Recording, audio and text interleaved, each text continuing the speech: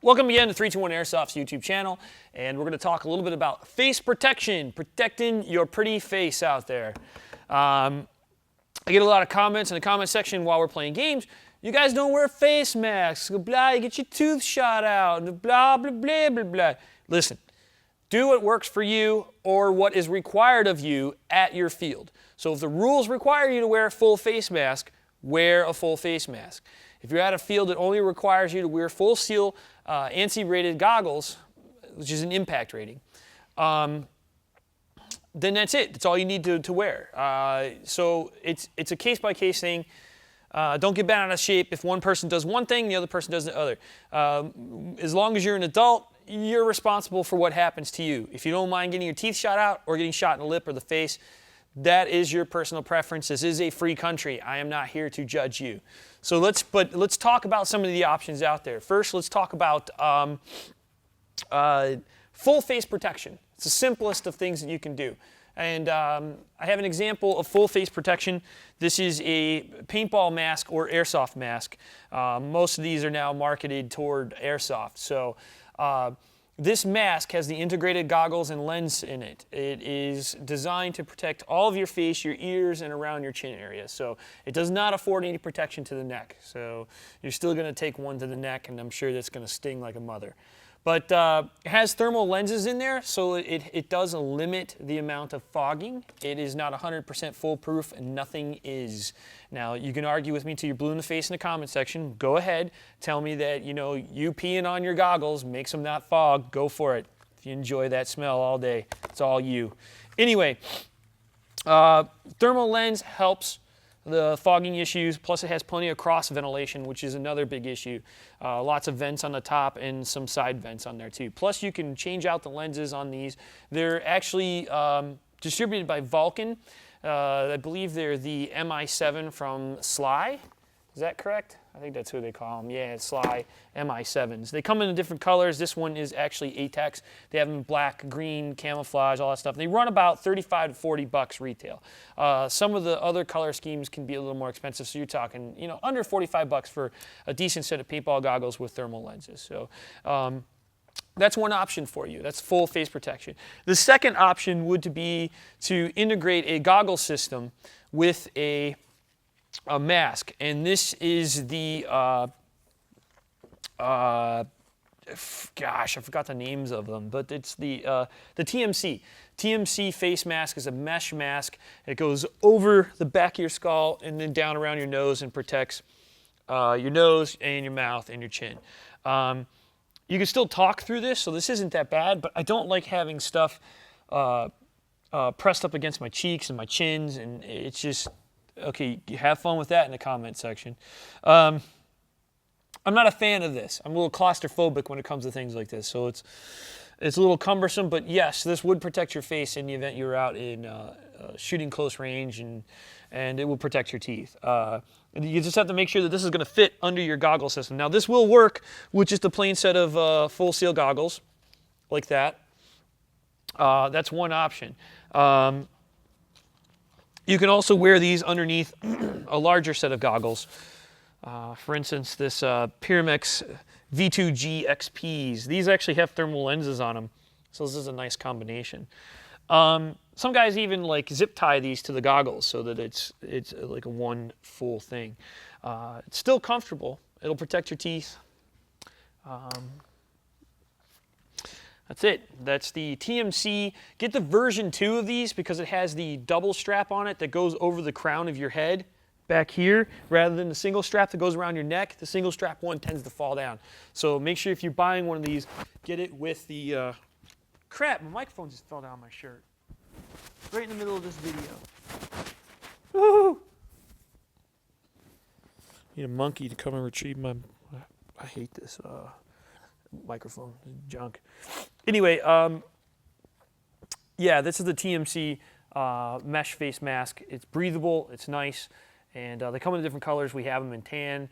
They retail from anywhere from $15 to $19 for this one. The one with the double strap. The single strap ones are a little less expensive, but the double strap one, we don't carry the single strap one anymore because this seems to work best. let me get over here and talk about other forms of face protection. Now, you can run goggles over a balaclava. This is another option that a lot of players like to use, is some sort of hood or balaclava. The problem with this is it's almost t-shirt material. It provides very little to no protection for your lips and your teeth. You're still going to take a pretty heavy impact from here, and you're going to get a nice mark, or you can chip teeth because the BB will still pretty much push through this material. It won't rip the material, but it's going to penetrate it. It provides very little protection. This is mostly for protection from elements.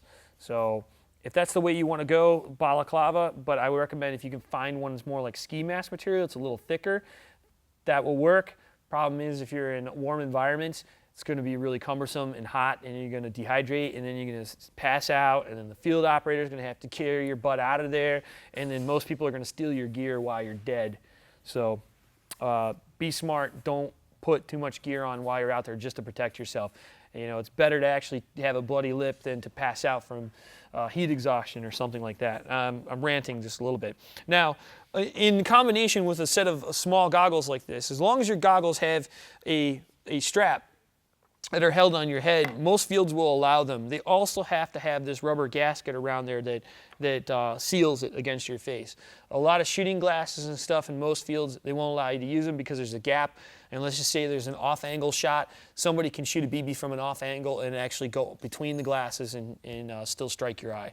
So it's important that you have less than a 6mm gap on all the holes around your goggle systems.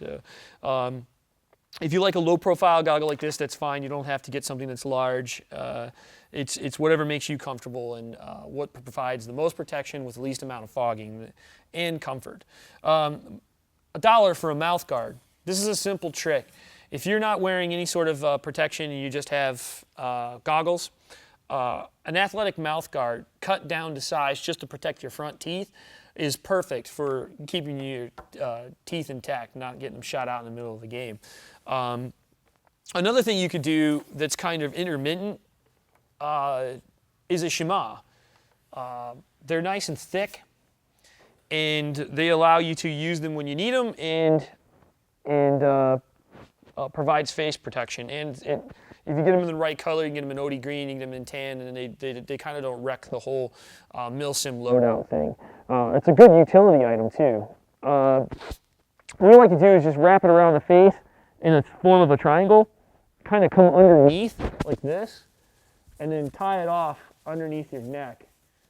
And then once you've done that, you can just kind of fold it down like this underneath your goggles. And then during the game, if you're in a situation where you know you're not going to be shot at and you just need to take a break, you can pull it down. At this time, your mouth is free. You can drink water, liquids like that. Nothing interferes with it.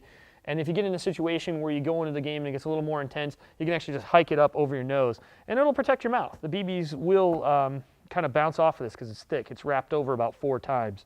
So it's a nice little trick. It's just as simple as folding it into a triangle. Ugh. I hate this stupid ass thing. Shitty Sony microphones. I want my Electrosonics back. This is Loomis's crappy microphone that we're borrowing for this, and it's terrible. It keeps falling off. Anyway, now that I fixed my mic, we're kind of back.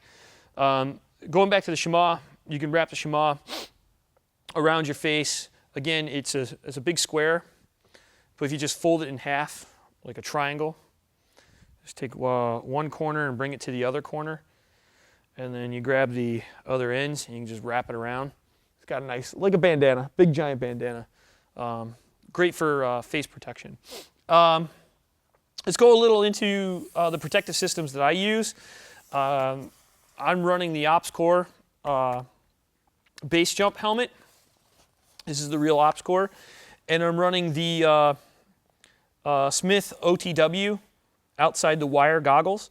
These are tactical goggles that actually have a goggle fan built into them, and the power supply is modular. You can remove it. Now, some people have asked, how did I attach this to my my arc rails? Well, the arc rails have like a little utility thing It's just an extra piece that comes with here to mount accessories to. And the OTW goggles have kind of a little rubber gasket that this mounts to. And all I did was take a piece of zip tie and I zip tied the two of them together, and then made kind of a mount that I can take on, easily remove and add to my, I did this backwards.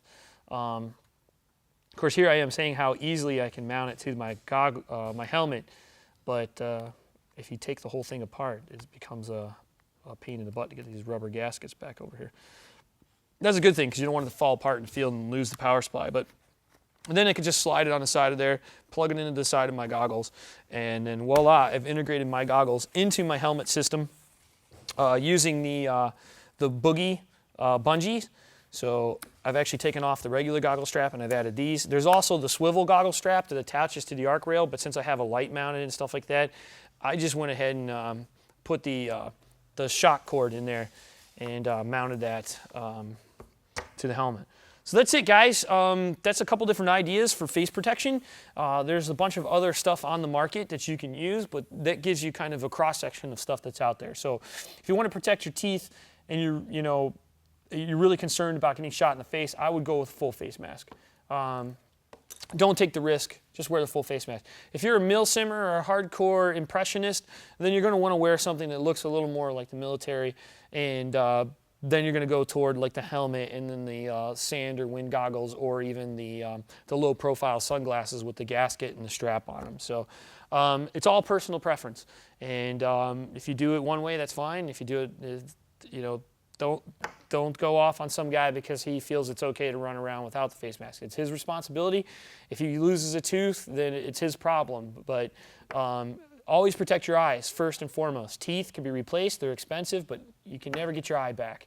And so with that, subscribe to our channel, watch our videos, and we'll see you in the next one.